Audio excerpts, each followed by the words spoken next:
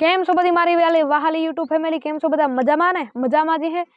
તો આજના વિડીયોમાં આપણે વાત કરશું થોડીક ખજૂરભાઈ ઉર્ફે નીતિન જાની તેમના પરિવારમાં તેમની પત્ની, તેમના માતા પિતા અને તેમના ભાઈ છે તરુણ જાની, તે રહે છે અને તેમનો જન્મ ભાનવડ ગામમાં ભાવનગર જિલ્લામાં થયો હતો અને તે આપણા ગુજરાત માટે શું શું નથી કરતા, ઘણા બધા તેમને ઘર બનાવે છે, મકાનો બનાવ્યા છે, ઘણી બધી સેવા આપે છે અને લગભગ 5 થી 7 વર્ષ સુધીમાં તેમને કેટલાક ઘરો બનાવ્યા છે.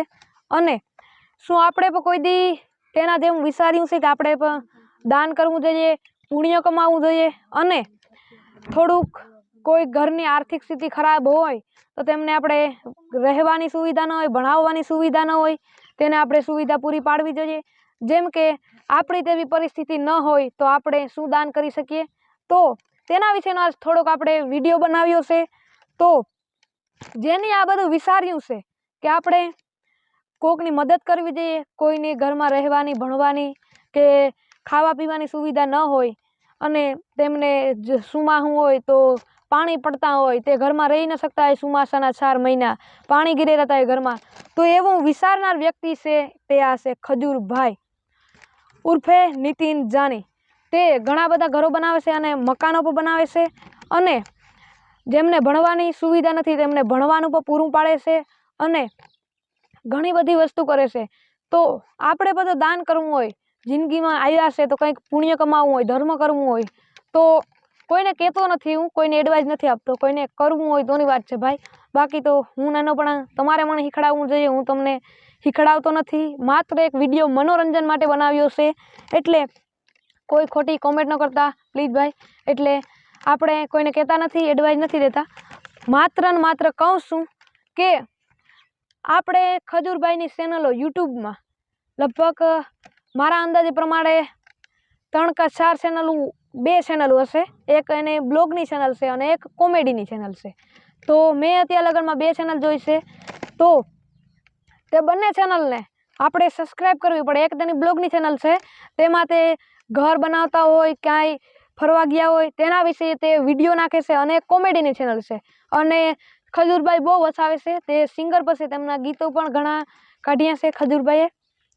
તો ઘણા બધા વિડીયો તેમના વાયરલ પણ થયા છે અને તે ચેનલને સબસ્ક્રાઈબ કરવી, લાઈક કરવી અને બની શકે તો તમારા મિત્રોને શેર કરવી, કારણ કે તમારા મિત્રો તમારું માને ભાઈ.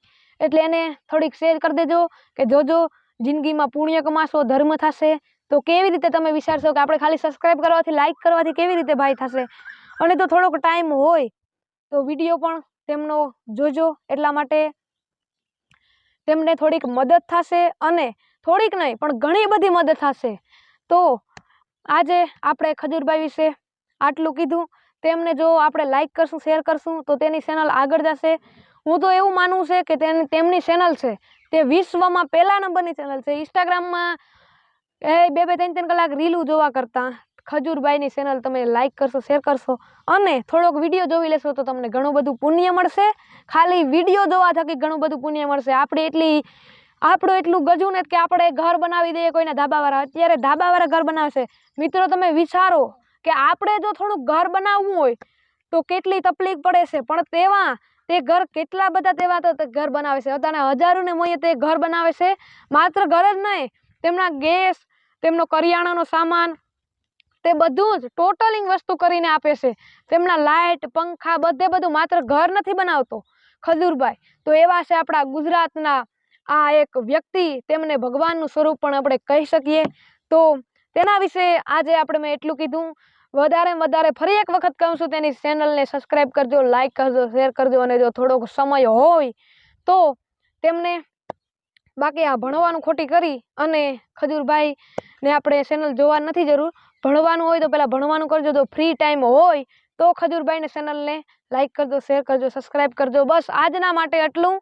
પાછા મળશું હવે 2-3 દિવસ. આજનો એક વિડીયો કેટલા દિવસ બનાવો કરતો હતો, પણ આજે મોકો મળ્યો છે તો પાછા મળશું ફરી વિડીયો, નવા વિડીયોની એક સાથે. ત્યાં સુધી બધાને બાય બાય, તાતા અને સી યુ. કંઈ બોલવા મારાથી ભૂલ થઈ હોય તો ભાઈ, નાનો ભાઈ સમજો અને માફ કરી દેજો. અને પાછા મળશું. પ્લીઝ કોઈને પણ દુઃખ લાગ્યું હોય તો માફ કરજો. બાકી તાતા.